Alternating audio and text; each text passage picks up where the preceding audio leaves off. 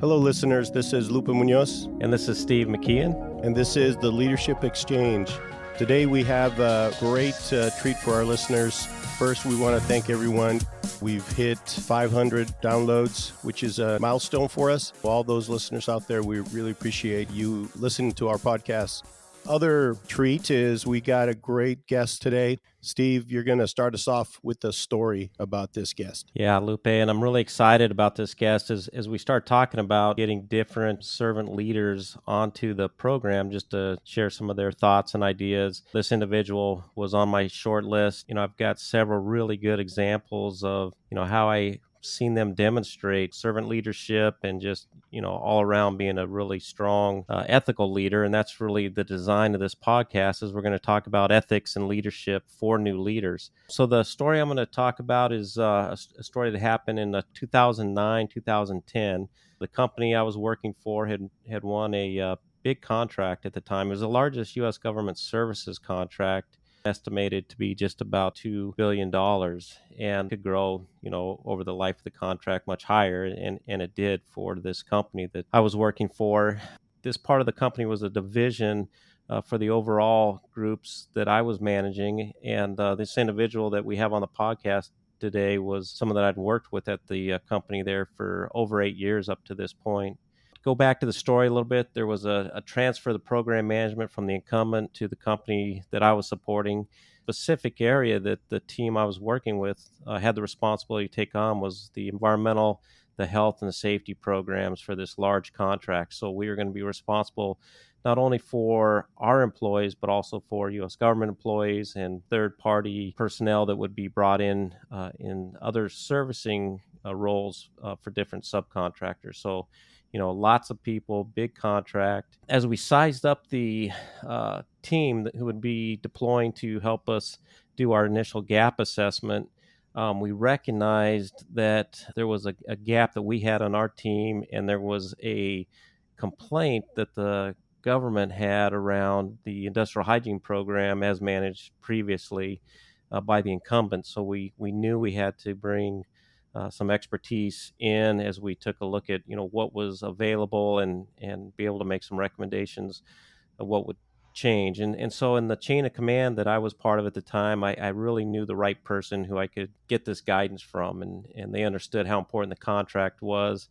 But most importantly, because that individual is a servant leader, I knew I had no fear of asking for help. I could tell them, hey, I'm not really sure, how we're going to solve this problem, and I could open up the opportunity to have that dialogue with this individual. Not only did he respond, but he volunteered to lead the assessment himself. And once he gives you some of his background, you'll recognize what a big gift that was to have him available for this contract. That also meant, as he was the most senior official in our part of the organization at the time for environmental health, safety, and security, that he had to clear a pretty busy schedule in order to fly to Kuwait and help us on really short notice. Which he did. And I would say that after a couple weeks, he had been able to quickly assess the status and provide recommendations. And the funny part of the story is he was my direct boss at the time. And I would see him like once every 2 days and would ask, hey, how is it going? And he was dirty, he was tired.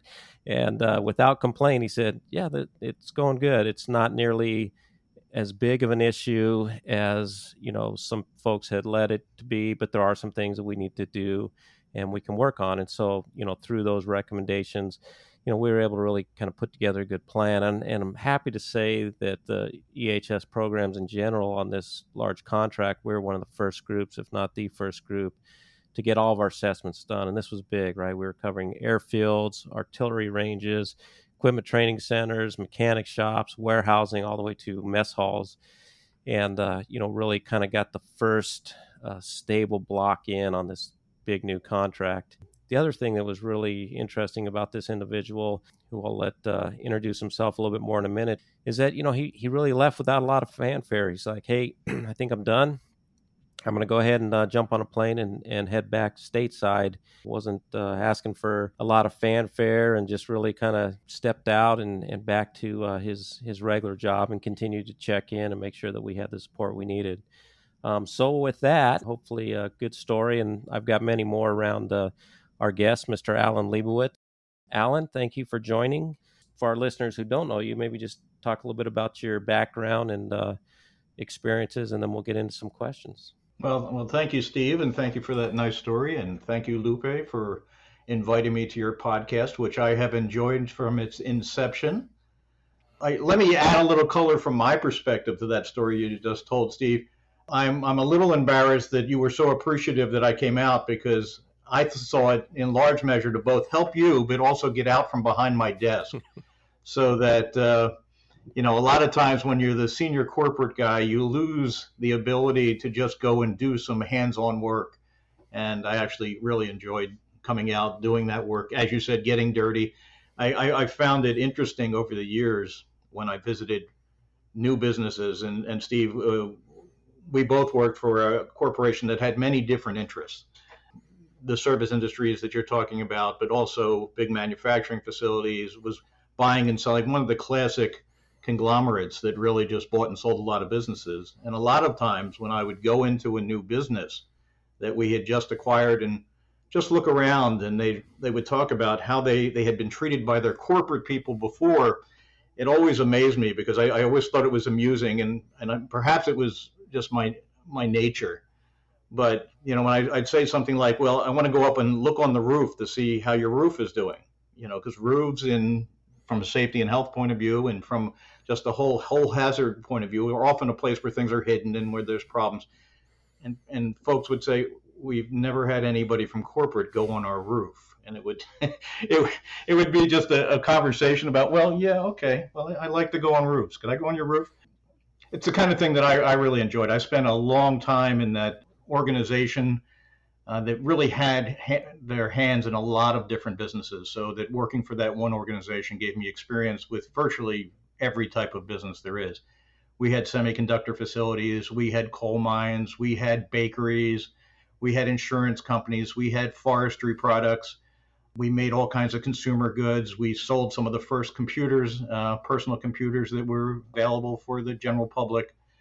And my role evolved from coming in as an intern right out of college to, as you mentioned, being the senior most person for health, safety, and security, which was interesting since we were a large defense contractor. And I also spent a few years as the chief ethics officer for the corporation when the organization got into a little bit of a challenge, and they needed, as they told me, they needed a Boy Scout. Now, I didn't know if it was a good thing or a bad thing, but I don't actually mind being called a Boy Scout. It's something that I wear as a bit of a badge of honor, although some folks would see that as a little boring. I'll even own to being a little bit boring because, in my opinion, and we're going to talk a lot about ethics today, ethics aren't very exciting. If you're doing the ethical approach to your behaviors, you're just doing things in a normal fashion. There's nothing really exciting about it except people feel comfortable and they like working with and for you. Yeah, that's a great point, Alan, because when people leave a company, as we've all learned in our career, a lot of times it's about the leader, right? And it's about the ethics or the values that leader has, and they're driving people out, even though they may, Lupe and I have talked about this in earlier podcasts, they may be getting things done from a bottom line standpoint, but the collateral damage of all the people exiting, all the other costs that they're driving into the organization because of turnover, because of just folks not executing to their fullest potential, is huge. And that really plays a big part of this. Alan, I want to welcome you and thank you for being part of this podcast. It's great to have you here. It was pretty evident to me when Steve mentioned you that you'd be perfect for our first guest on this podcast episode. As you mentioned ethics, I would like to start us off by asking you, why do you think it's so important to understand the value of ethics as a new leader? And what advice would you impart to leaders that are just starting their careers as it pertains to ethics? Well, let me talk about both what I've seen and what I've personally experienced in, developing and growing in my career. One of the biggest lessons I had to learn early in my career is not everybody had the same motivation or values that I did. And that didn't mean it was wrong, but it was a real lesson to me when I I was motivated by advancement. I was motivated by pay. Those were the things that were important to me. There were lots of folks that I dealt with that were motivated by just getting the job done each day and going home and seeing their family. And not that those things weren't important to me, but when I was at work, there were different priorities for me. And one of the things that folks don't always recognize, that not everybody has the same values, has the same approach, doesn't mean they're wrong. There are obviously things that are wrong, but there's very few occasions in my career, and it was a pretty long one in corporate America, that I found truly evil people who would intentionally harm someone, that would, if they knew, would have done the things that caused the problem in the organization. Sure, there are people out there that don't always have the best interest of their workers and their organization at heart, but that's really uncommon in my experience. One of the things that troubles me occasionally today is that people, when they talk about values, when they talk about ethics, what they really mean is behave the way I do. That's a great point. Do things the way I think is important. Do the things that that I want you to do. Don't tell me what to do, but please do the things that I tell you to do. And that's not a collaborative approach to what you try and accomplish. One of the things about leadership in terms of ethics is that I really think ethics is the core of everything. Because if you can't trust both the people you work for and the people you work with, or the people who work for you, then you really don't have an opportunity to make sure that you can accomplish the task that improvement. And you've talked a bit in your previous podcast about continuous improvement and the Six Sigma and all the different things that we do to measure performance, but none of that can happen unless you have a team that truly trusts one another, that you really believe that they're going to do the things that they're going to do. I worked as a leader. I had about, when you really got through the organization, about 500 people reporting to me, up through different organizational chains and lots of things. And over that time, I only had to let 2 people go in terms of for performance. And it was because they lied, because they didn't do what they said they would do, not because they made a mistake. I don't think I ever let anybody make a mistake. In fact, folks who owned up to mistakes and helped us work through correcting problems, because we all make them and we all have an opportunity to fix them, really grows in my esteem. Well, just a quick story, and it's someone who Steve knows very well. We had purchased a system that would alert everybody in the case of an emergency. And it would call everybody, and then if they couldn't reach them when they got called, it would, and this is to tell you how long ago, it would go to their beeper, and it would beep, and it would let them know. And if that didn't work, you'd have another mechanism. It might call somebody they had called as secondary. Well, this person who was setting up the system for the part of the organization that Steve, you might have already left at that point, but you might still have been there, was setting it up and hit a button that deleted all the information that everybody had been working on for months. And she called me up and she said, "Oh my God, I did this and I'm so sorry." And I said, "Wow, I am really annoyed." And she said, "What do you, oh." I said, "No, not at you. I'm annoyed that it was possible for that to happen, that the system that they provided us had the capability of wiping itself clean at the push of a button, any button that somebody could have inadvertently touched." I mean, I was so appreciative that she had let us know and that let me know that we had some things to do. There was no question that there wasn't going to be a problem, but her ethics, if you will, her forthrightness in letting me know right away rather than trying to hide it.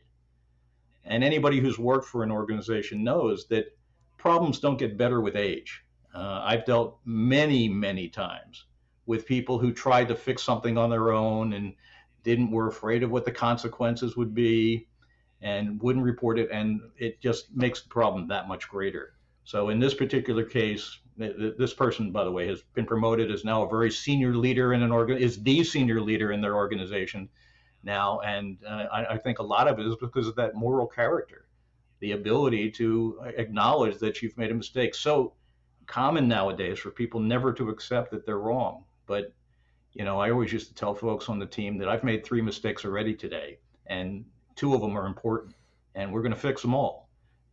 That's just the way life is, and that's what an organization does. You said some really great things there, Alan. Yeah, I was going to say, Alan, great story. And I would just add that, part of the success of people feeling that they could come bring up those things to yourself was you really, as a leader, created that environment, not only for that team, but also expectations across the organization for people that would have been your peers, just to really push down the thought that you couldn't bring bad news forward, right? And so, it's definitely one of the things that I admired about the organization, and definitely your leadership as well, because it's so critical. And especially kind of going back to, the start of the question around, for a new leader, you do have things that are motivating you that will evolve also over time. And, I really resonate with what you were saying about, hey, when we all get started, it's really, hey, career advancement, how am I going to get paid? What are those things? And I would say in kind of short order, if you also don't learn the value of ethics and principles that you need to make decisions and guide yourself by, you'll fail. But rarely does it happen by being self-taught, right? It takes having the right leaders, the mentors to provide you that guidance to the point you just told, hey, if you have a really bad story, let's hear about it real quick, because the sooner we can know about it, the quicker we can start to work on it. So again, nice job. Great story. I'd forgot about that story, but it all came back to me as soon as you started talking about it. Well, and I think, we used to say because I used to teach the ethics when I was chief ethics officer, and still do actually for my professional association. And what we used to say is, how would you feel if your actions or behaviors were on the front page of the newspaper? Well, times have changed a bit. And now we might say that if it was posted on a blog, or was it something that appeared on the internet, or was in your feed for the day, how would you feel about explaining that what you're doing to your family? And I think that's really, if you really think about ethics, and I do think it's the core of everything we do. I do a lot of expert witness work now, and I one of the things I'm always making clear is that I'm guided by the facts, not by the client's desires, because the ethics are around the facts, not by some influence that you might get from somewhere else. And the reality of when you start out in thinking about this is just when you're in a situation that has ethical implications, because not everything does.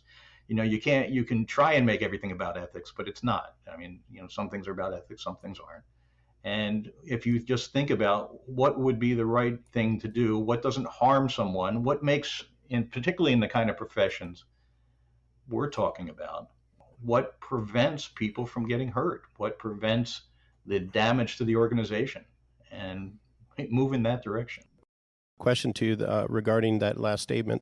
If there's a leader that is in a situation where they know there's a high level of risk that someone may get hurt, but they're pressured internally to keep production going, is that the type of ethical dilemma that you are referencing, or is that an example of one of the situations a leader could be in? Yeah, I think that's some of it. I mean, look, there's always production pressures. There's always things that, for people cutting corners. Now, I have to say, in my experience, cutting corners creates more problems operationally than doing it the right way. I mean, it's, you might in that one instance have done something a little bit quicker, but in the long term, you've created problems that you're going to have to solve and put more resources against. But a lot of it, and this is different from what some other folks talk about in support functions, which in a lot of times other organizations would have considered what I did a support function. I never considered that. I never conveyed that to my team. We were part of the decision-making process, so that if the operations folks thought that they needed to do something a little riskier, that what we weren't uncomfortable with. By the way, risk is part of business, part of life, and not all risk is bad. And you don't want to. The best way to eliminate all risk is never to do anything. Then you don't have any risk. But where there was real potential for harm, where there's real opportunity that people might get injured by what was going to be chosen, we always didn't just stop by recommending that something be changed. We insisted. We made sure. And if folks always knew if they couldn't do it locally, they could escalate it up to me or to whatever organization. And one of the things that we talk about is how do you handle risks in those kind of conversations? You have to be willing to accept some personal and career risks if you take on these kinds of responsibilities. I mean, that's hard. I mean, people have families, they got to put food on the table. I recognize that. But you also have to live with yourself at the end of the day. Yeah, that's very true. In working for the large multinational company, we had work across all time zones, right? And the different cultures that we'd work with, different generations that we would see in the various parts of the business that we were in. This question I'm going to pose really comes out of do you think that ethics looked different across the cultures or generations, or did we see, I guess, common themes that transcend the different groups and the different people? Well, I think fundamental core values don't vary that much. I mean, do no harm, don't take advantage of folks. But people grow up in environments that are different, and in some of these challenging environments, they get a bit immune, I guess, to the consequences of their behaviors. We used to see it a lot, particularly in the service industries, where a lot of times folks can devalue the workers because they come from developing countries or they come from some other place, because you're going some places for less expensive labor. And that doesn't mean they're less valuable as individuals. But we did see, and we certainly know folks when we took over contracts that hadn't treated some of the folks as well as we might have wanted. I can remember one instance taking over a contract that was for the service business, and I was the head of security. And one of the things I did because of that, if there was a safe or someplace that things were kept, I would ask them to open the safe just so I could see what was in there. Some cases I would see a weapon that I had to tell them they can't keep or whatever was there.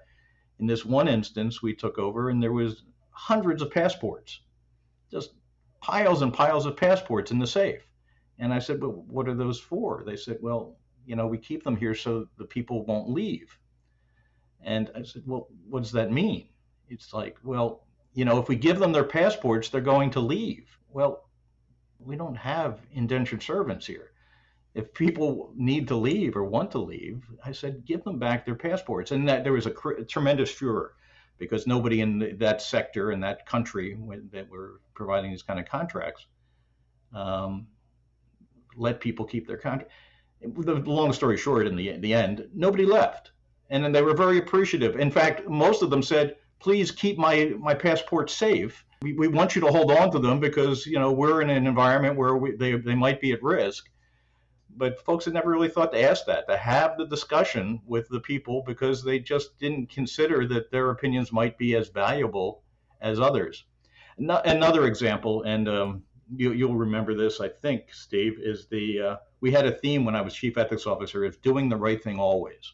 That was what we always said to folks. In fact, I have a plaque behind me here that won't show up on a voice podcast, but it says doing the right thing always. But I was shocked when I visited a country where English wasn't their first language and they kind of translated it. What they thought that meant was doing the right thing for the corporation regardless of the consequences, as opposed to my intent was doing the morally, ethically right thing in all cases. You mentioned before, Steve, that you do have to educate folks sometimes, though. You do have to. Not everybody comes in understanding what their place and role is in an organization and explaining what the values of the organization is. It's sometimes surprising that people might not have internalized those values, but people have different upbringings. And, sometimes you really have to explain that, no, it's not acceptable for you to take risks and hurt yourself and put yourself at risk. That's not how we work. Or you explain to someone that, well, yes, it really is about doing the right thing for the organization. We had a conversation early on about paying bribes. There's places in the world where just to move around paying bribes, and we just wouldn't do it. I mean, that was our core value. We weren't going to pay bribes. And somebody said to me, well, I've been in places, and this was in our hotel chain, and they're all over the world, where I've been held up at gunpoint where they demand money, and that's paying a bribe. I said, if your life is at risk, pay the bribe. I mean, that's, nobody's asking you to sacrifice your life to follow one of our policies. But as a matter of business, we get business on our merit, not because we've somehow greased the skids. and provided somebody a benefit that they didn't really earn. Yeah, Alan, I got to say that, even turning ourselves away from business because we knew that environment would be there. We didn't want to put the employees at risk of having to work in that area was key. The other interesting thing that I just want folks to know is that, we would not defer a hazard or a risk to another business that we felt we were not going to do ourselves. And so that was another ethical business decision that was really different in terms of how some folks had grown up or evolved in their career. And so we would say that, we're not going to just outsource that because it's dangerous and let somebody else have to address it. We're going to work at this to come up with the safer way that's going to have less impact to everybody and manage our risk, or we're just not going to do it. And we're not going to be part of that business. So I think all those things are really important, especially when you're working around the world, because there are different themes and, just experiences people have that you have to educate, right? Say, hey, maybe that was okay in the past, but here's how we do things in this company. And you're right, the translations are key. I got to make sure that they translate that information correctly. I love the story there, Alan, or the examples that you're giving. One of the things that I started thinking as I was listening to you was the tie-in to so many of the things that we've talked about in this podcast. One was around, as a new leader, being able to ensure that everyone understands what those values are, what are the priorities, so that they can then make an informed decision around, hey, someone's going to stick you up for some money. That's not where we want you to follow the policy, right? One of the questions I was thinking about is, as new leaders, how much enthusiasm, knowledge, empathy, discipline, communication skills do you feel a new leader needs, and how and where does that new leader find the answers if they don't have a podcast or they don't have an Alan Leibowitz, within their sphere of influence? What advice do you have? Well, I think there's a couple of different things. So you asked about a lot of different characteristics about a leader and how much of any one of them do you really need. I think the point of the conversation around those things, and Steve, you always use the phrase, and I guess Lupe, you've used it too, the servant leader. I'm not as comfortable with that. I think it's a very collaborative, and maybe that's what's intended here, is that it's not just the leader who has to understand their employees, it's the employees who have to understand the leader. They have to both make sure that when they communicate, that the information that's being passed back and forth is truly what's intended. And one of the biggest problems historically that I've seen in every organization is a misunderstanding of direction. That at the top they have, their intent is clear, it's a positive intent, there's things that they want to do, but they might put a target for a financial performance somewhere that people say, well, they know that we can't achieve that without cutting corners or doing something wrong, and that's never the intent. I guess I can't say never. In my experience, it's never the intent of a leader to expect people to do the wrong thing in order to achieve a goal, get there by the wrong methods. But at the level that actually is where the boots are on the ground, where folks are really doing the work, it's sometimes hard to understand because you expect that people know more about what you do than they actually do once you get into the complex, even the best organizations.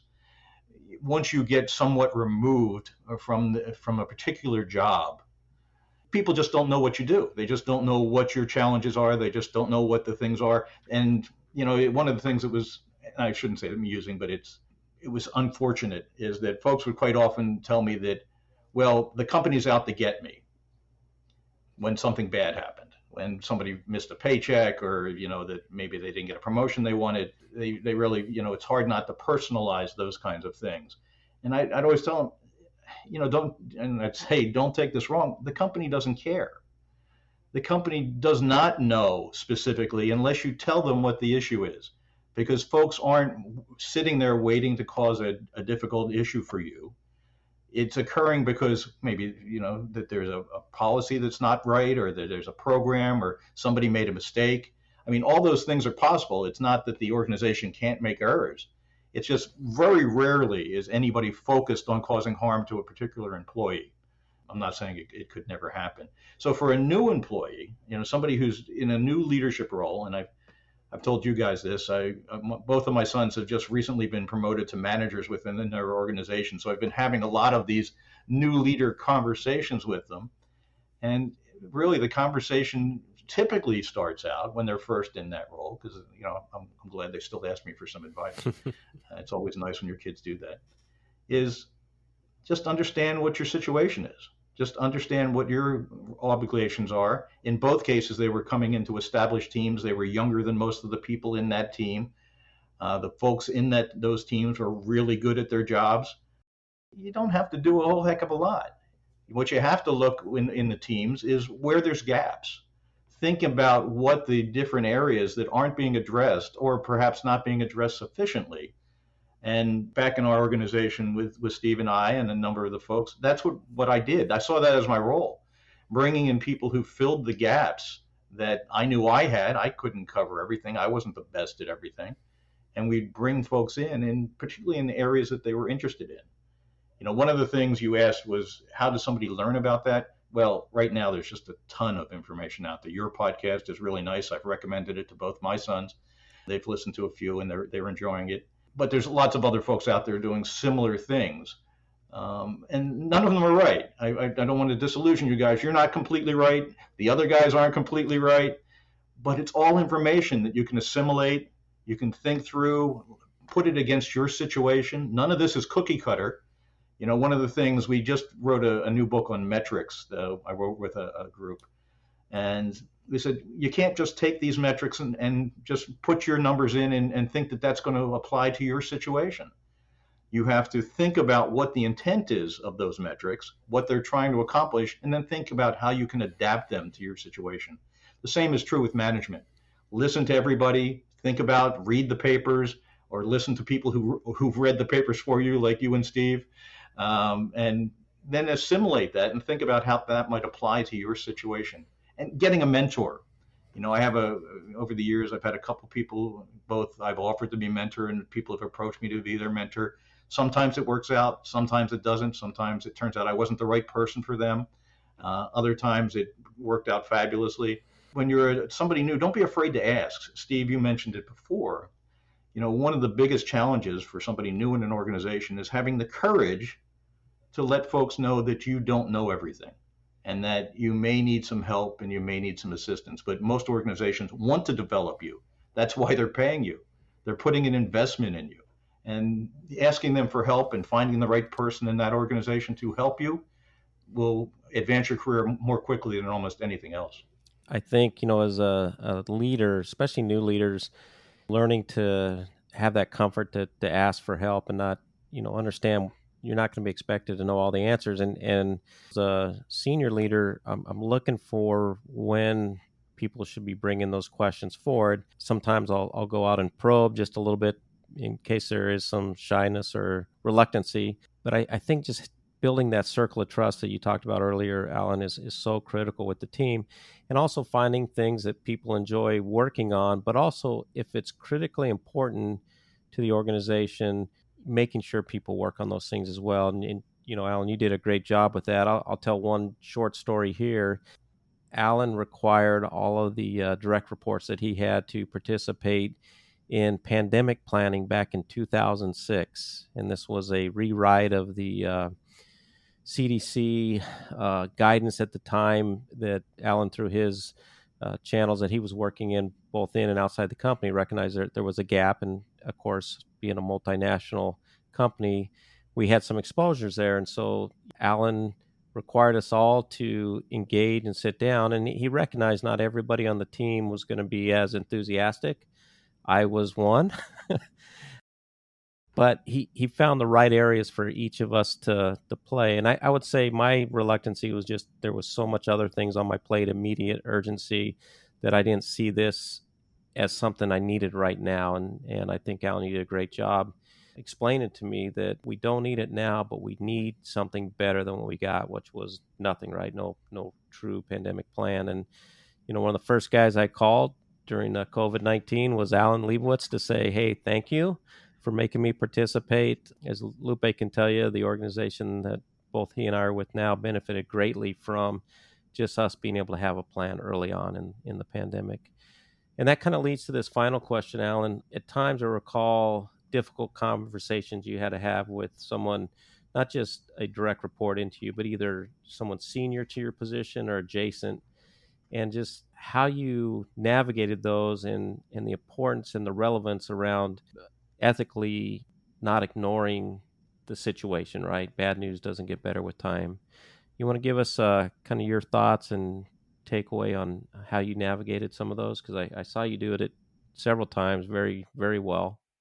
Well, I think there's really two types of opportunities, and I will say opportunities to deliver bad news. Some are acute, and some are, things that you can prepare for. Let's start with preparing for potential bad news that might come out of some activity that's going on. A lot of times when you're in a support role or a service role or whatever you want to say, you're doing things that have the potential that when you accomplish them might uncover some things that are going to be challenging for the organization to address. They might be expensive, they might take a lot of resources, they might even require you to report some regulatory violation, which came up not frequently, but on occasion. And those kind of things I think you can deal with a little more easily. And that's by, before you start the process, sitting down with folks and explaining the potential consequences of what's going to happen in their organization. You're going to be doing an audit. Here's some examples of the kind of things that have happened before. Here's the kind of things we would look for in your kind of organization. Here's the real kind of really bad things that could happen. I don't see them here yet. Typically that's the kind of thing they address. But once you do find that and you have the conversation, folks have at least, all right, they might have had some sleepless nights while you were there going through all their file cabinets and doing all those kinds of things. But at least it's not a shock to them that you've identified something that needs to be addressed. Having that conversation, having an informal process, letting people know that you're going to address these issues very straightforwardly and let them know what they need to do, I think is a good way to just make sure you cover it. More challenging are the acute problems. Somebody who's doing something that's really serious, somebody you just find out that there's a problem that, really puts people at risk, puts the organization at risk. I can remember having called some folks up and telling them they need to do it. And it's only happened one time in my career where they told me that it's only a problem if you make it a problem, meaning that if you don't report something, we can sweep it under the rug. And that didn't, as you might imagine, didn't go over very well. I explained, well, no, we don't pay anybody to take the risk for the organization. And by my not bringing this forward, it means that you and I have taken the risk of organizational exposure. We want our organizations to operate in a straightforward and appropriate way. And that's always the case. I mean, I've had a couple of instances where folks have said, well, now that you've said this, we're at risk. And my answer has always been, we're only at risk if you don't fix it. That's the point of the kind of things, the kind of issues that we're developing, is so that we know what we need to fix. Because you can't say it enough, problems don't get better with age. And that when they're going on for any extended period of time, you wind up having to make more and more resources, dedicate more and more resources to correcting the problem. And people's careers get affected. I've had several instances where people really hurt themselves by not bringing things forward quickly enough and really letting the organization deal with it. Alan, it is extremely obvious why Steve recommended you to this first episode with our guest speaker. You did not disappoint. I really admire your perspective and the wealth of experience with this particular topic. And just as a great leader, it sounds like to me, listening to you and hearing about you, we really appreciate you taking the time to share your perspective and your experience. It's been a fantastic episode, and we really appreciate your participation today. Thank you very much for that. Yeah, Alan, this is fun to reconnect. It's we're not as connected as we once were, and you said something the other day that just was profound is that, when we were working together and that team that we had, working together, under your direction, the experiences folks have. I don't know anybody that says, boy, that was a terrible time. We were the worst organizations ever. It's the opposite, right? That was an amazing time. We had talent galore. People were happy, in that environment. And it's really credit to you as the leader, because you set that environment up, and you've alluded to it in this podcast a couple times, is finding the right people in the organization to kind of fill gaps, having those common thread of values and clear ethical boundaries that we all operate under. And when you can create that environment, really amazing things happen. And I got to say, during that time we worked together, I greatly appreciated, the opportunities and just the camaraderie and dialogue and partnership. So again, probably didn't say it enough, but thank you for that experience, and thank you for today. This was great. Well, again, let me thank you and Lupe, Steve, for inviting me. I think you guys are providing a real service. I think that growing any sort of podcast is always a challenge. I listen to a few nascent podcasts where folks are trying to work through. And I think as you start moving in these kind of directions, getting some of the folks who are actually boots on the ground or historically boots on the ground doing these kind of things, I think you're going to really see that folks will find a lot more interesting. I think as you move forward, and you'll get even better at this. And I've enjoyed it up to this point and learned a lot. And I think this episode is just one piece of a larger puzzle of really how people have to create an environment for managing an organization. So thank you again. Yeah, thank you, Alan. And we again hope to have you on in the future sometimes. And thanks for being a active listener and sharing the podcast with your son. So really do appreciate that. Lupe, let's go ahead and sign off. This is the Leadership Exchange with Steve McKeon. And this is Lupe Munoz. And our guest speaker today was Alan Leibowitz. Everyone have a great day.